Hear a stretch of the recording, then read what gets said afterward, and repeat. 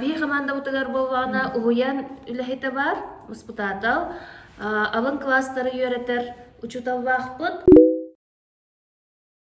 Орто класстары йöретер учитель года кайбыт кайылага. Хангавасы болғын. Покровской колледжен үлэхите бар.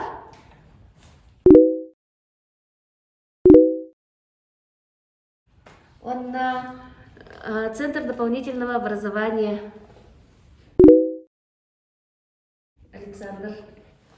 Антон Мимбована, педагог-организатор Юсоскова, Покровской Юснемердаховского тагар Галивин. Биги команда выдавал та педагогтар мунистовбут. Мосустар фестиваль как товаровод. Когда бит тюбетет стилага. Педагог будущего поколения направления каттавод, но это педагогтар республикаттан ара сулустартан бары мунистан проект көмөскүбүт.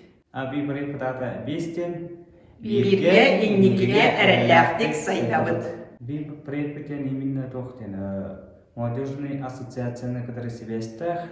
Он был раз улустан именно молодой педагогтары колбан тегне хайды депт. Именно он тен тухтах направлениях проект. Бестен вообще означает бирге инникиге эрелляхтик сайдабыт. То есть, что дословно означает, вместе развиваемся в будущее, уверен, надеем курдукта. Глим бывана халабра эдер учуталвар, бары бир түмсүлях буламмат, бир сылу соргохим бир стихях битен нада, олихен тон биле авахпут наха түргенник устар, наха түргенник уларияр, олихен аттон сайдан яхтах бит бир херге турбаккабыт, олихен атта проект бутын оланнукка биле современный учитель, анагы учутал деньги анатут.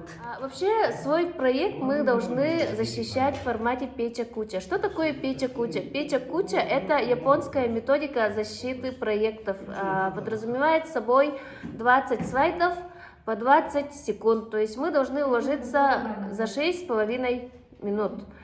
И вообще, чтобы создать презентацию нашего проекта, мы хотим устроить фотосессию, потому что мы не хотим скачивать картинки, мы хотим быть сами картинкой.